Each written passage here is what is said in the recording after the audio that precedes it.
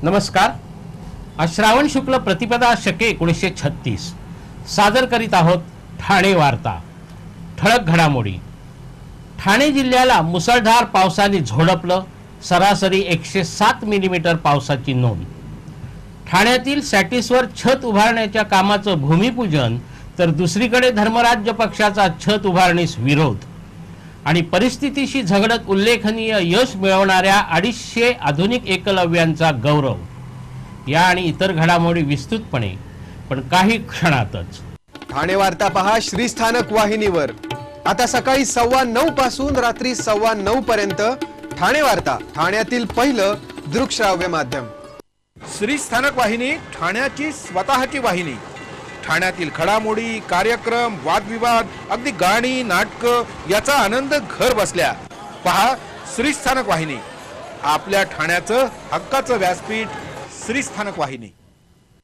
ठाणे वार्ता आता संकेतस्थळावर देखील ठाणेवार्ता.com वर क्लिक करा आणि ठाण्याच्या घडामोडी जाणून घ्या। ठाण्यातील पहिलं ऑनलाईन माध्यम ठाणेवार्ता.com।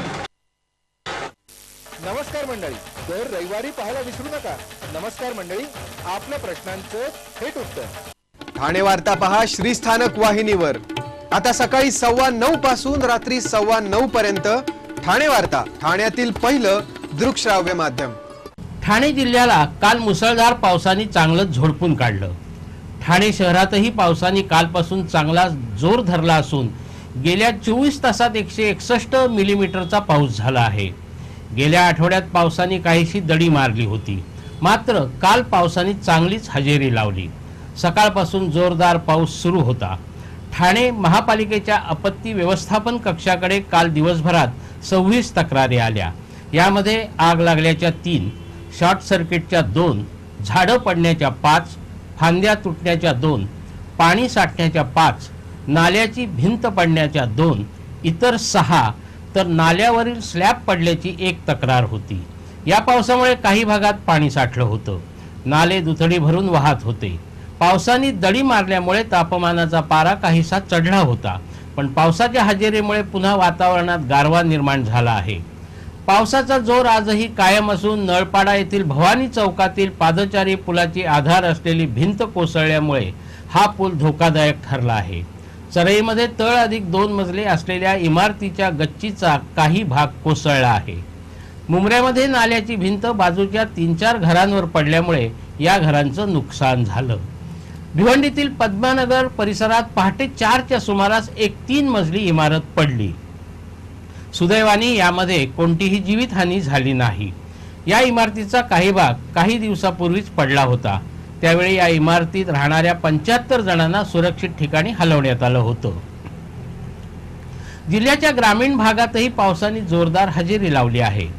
धरणांच्या पाणलोट क्षेत्रातही गेल्या 24 तासात जोरदार पावसाची नोंद झाली आहे। जिल्ह्यामध्ये काल सरासरी 107 मिलीमीटर पाऊस झाला आहे।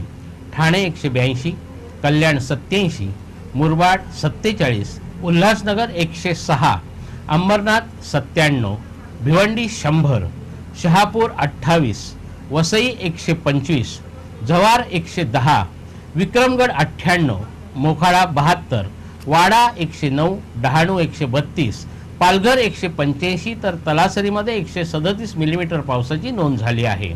धामणी कवडास धरणांच्या पाणलोट क्षेत्रात 176 मिलीमीटर, भातसा धरणाच्या पाणलोट क्षेत्रात 45 मिलीमीटर, तर बारवी धरणाच्या पाणलोट क्षेत्रात 112 मिलीमीटर पाऊस झाला आहे। यामुळे धरणांच्या पाणी साठ्यातही चांगली वाढ झाली आहे।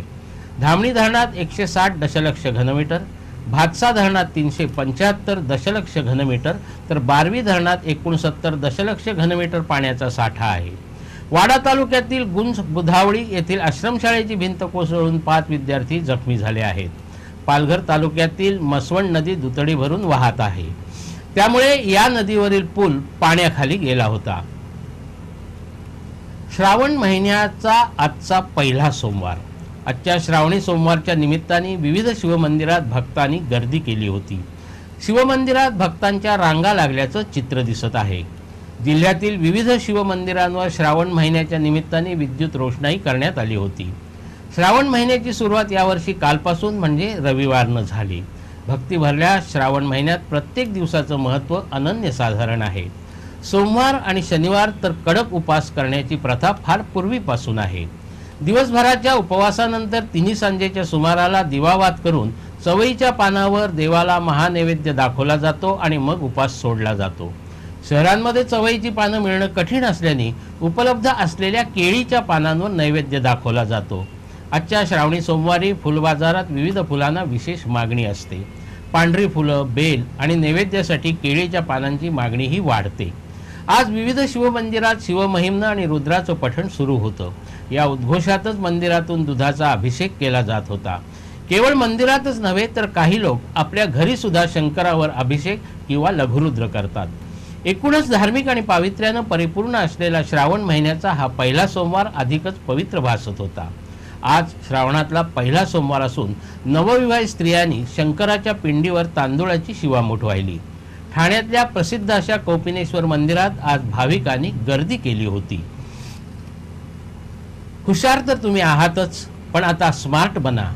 स्मार्ट म्हणजे छान फॅशनेबल कपडे घालणे आणि केसांचा कोंबडा करणं नव्हे, तर आपल्या व्यक्तिमत्वाचा सर्वांगीण विकास होणं म्हणजे स्मार्ट असणं आहे, असा संदेश सुप्रसिद्ध हास्य कलाकार सुप्रिया पाठारे यांनी ठाण्यात बोलताना दिला. समता विचार प्रसारक संस्थेतर्फे जवळपास 249 आधुनिक एकलव्यांचा गौरव करण्यात आला. त्यावेळी सुप्रिया पाठारे यांनी हा संदेश दिला. आपली लहानपणची परिस्थिती अतिशय हलाखीची होती. घर चालवण्यासाठी अगदी रस्त्यावर चणे फुटाणे आणि अंडीही विकली. अतिशय हलाखीच्या परिस्थितीत केवळ जिद्द, मेहनत आणि चिकाटीच्या जोरावर आपण इथे पोचलो असल्याचं पाठारे यांनी सांगितलं. आपल्यालाही शिक्षण घेताना अनंत अडचणींचा सामना करावा लागला. त्यावेळी पत्रकारितेच्या अभ्यासक्रमासाठी लागणारं शुल्क भरण्याची आपली ऐपत नव्हती. आपल्या मोठ्या बंधूंनी हे शुल्क भरलं म्हणून आज मी तुमच्या समोर उभा आहे, असं पत्रकारी क्षेत्रातील सर्वोच्च समजला जाणारा रामनाथ गोयंका पुरस्कार प्राप्त पत्रकार विनोद जगदाळे यांनी सांगितलं. विनोद जगदाळे यांना 1995 मध्ये एकलव्य पुरस्कार मिळाला होता. बदलत्या परिस्थितीमुळे एकलव्यांच्या संख्येत होणारी वाढ पाहून संस्थेचे अध्यक्ष जगदीश खैरालिया यांनी खंत व्यक्त केली. यावेळी अत्यंत प्रतिकूल परिस्थितीशी झगडत चांगल्या गुणांनी उत्तीर्ण होणारे, स्वतःचं घर चाळीत अथवा झोपडपट्टीत, घरात पाण्याची संडासाची सोय नाही असलीच तर तुटपुंजी मिळकत, स्वतः घरकाम करून, दूध अथवा पेपर टाकून, गाडी धुवून, तसंच रात्र शाळेत शिकणाऱ्या आधुनिक एकलव्य विद्यार्थ्यांचा यावेळी खास गौरव करण्यात आला.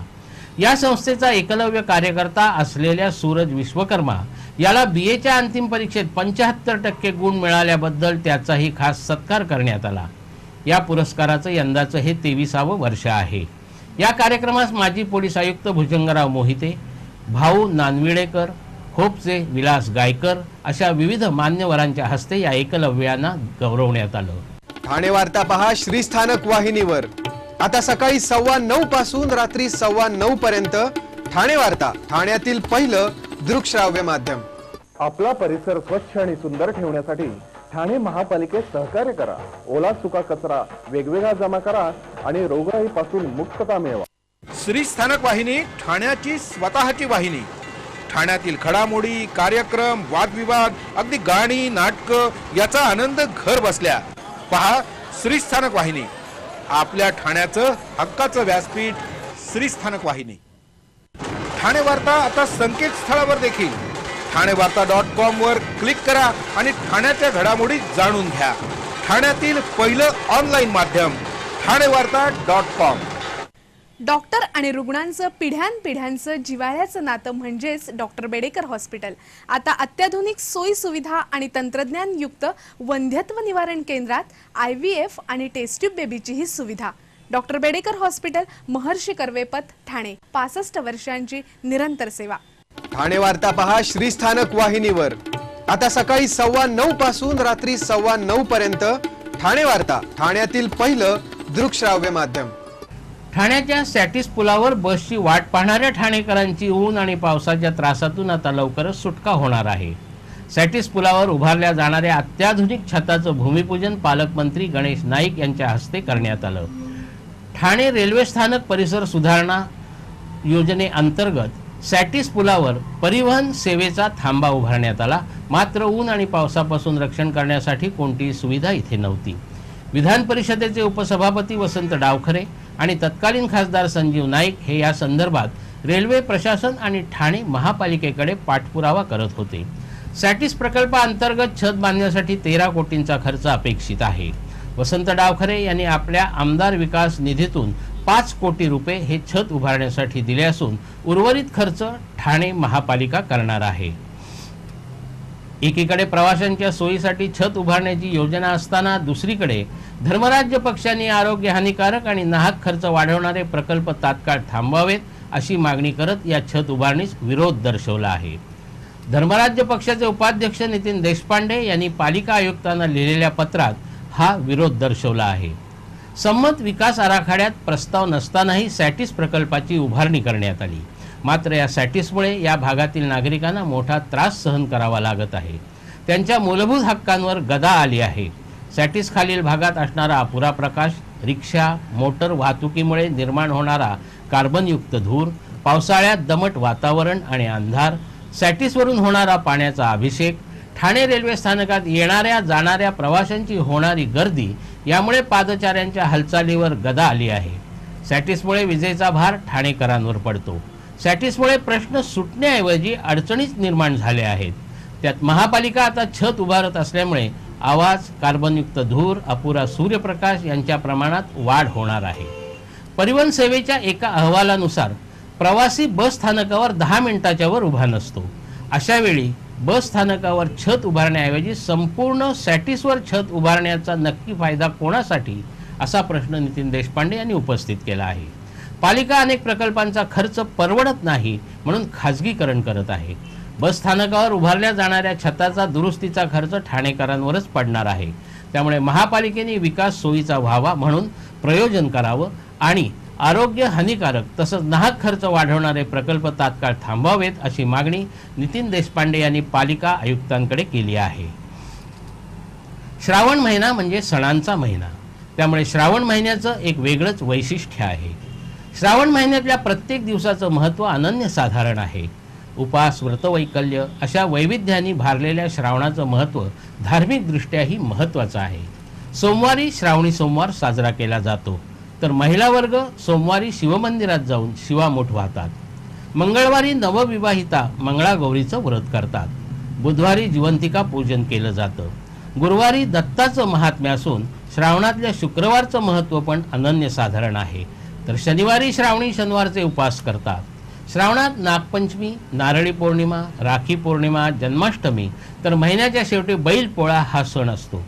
शहरांमध्ये बैलपोळ्याचं महत्त्व नसलं तरी ग्रामीण भागामध्ये मात्र बैलपोळा हा सर्वात मोठा सण समजला जातो. श्रावणात सृष्टीनंही हिरवं रूप धारण केलेलं असतं. धरतीवर असंख्य प्रकारची फुलं याच काळात उमलतात. पारिजातक, सोनचाफा, बकुळी याच काळात पाहायला मिळतात. कुसुमाग्रजांनी म्हटलंच आहे, हसरा नाचरा जरासा लाजरा, सुंदर साजिरा श्रावण आला. असा हा पवित्र श्रावण महिना कालपासून सुरू झाला आहे. ठाणे वार्ता पहा श्रीस्थानक वाहिनीवर. आता सकाळी 9:15 पासून रात्री 9:15 पर्यंत ठाणे वार्ता, ठाण्यातील पहिलं दृकश्राव्य माध्यम. श्रीस्थानक वाहिनी ठाण्याची स्वतःची वाहिनी. ठाण्यातील घडामोडी, कार्यक्रम, वादविवाद, अगदी गाणी, नाटकं याचा आनंद घर बसल्या. पहा श्रीस्थानक वाहिनी, आपल्या ठाण्याचं हक्काचं व्यासपीठ. श्रीस्थानक वाहिनी. ठाणे वार्ता आता संकेतस्थळावर देखील ठाणेवार्ता.com वर क्लिक करा आणि ठाण्याच्या घडामोडी जाणून घ्या. ठाण्यातील पहिलं ऑनलाईन माध्यम ठाणेवार्ता.com. नमस्कार मंडळी, दर रविवारी पाहायला विसरू नका. नमस्कार मंडळी, आपल्या प्रश्नांचं थेट उत्तर. ठाणे वार्ता पहा श्रीस्थानक वाहिनीवर. आता सकाळी 9:15 पासून रात्री 9:15 पर्यंत ठाणे वार्ता, ठाण्यातील पहिलं दृकश्राव्य माध्यम. आपण आपले कार्यक्रम अथवा बातम्या आम्हाला ठाणेवार्ता@gmail.com या आमच्या ईमेलवर कळवू शकता. आता ठळक घडामोडी शेवटी पुन्हा एकदा. ठाणे जिल्ह्याला मुसळधार पावसाने झोडपलं. सरासरी 107 मिलीमीटर पावसाची नोंद. ठाण्यातील सॅटिसवर छत उभारण्याच्या कामाचं भूमिपूजन तर दुसरीकडे धर्मराज्य पक्षाचा छत उभारणीस विरोध. आणि परिस्थितीशी झगडत उल्लेखनीय यश मिळवणाऱ्या 250 आधुनिक एकलव्यांचा गौरव. या होत्या ठाणे वार्ता. आपली एखादी बातमी पाहिजे राहून गेल्यास आपण ठाणेवार्ता.com या संकेतस्थळाला अवश्य भेट द्या. तर मग पुन्हा भेटू पुढील बातमीपत्रात फक्त श्रीस्थानक वाहिनीवर. धन्यवाद.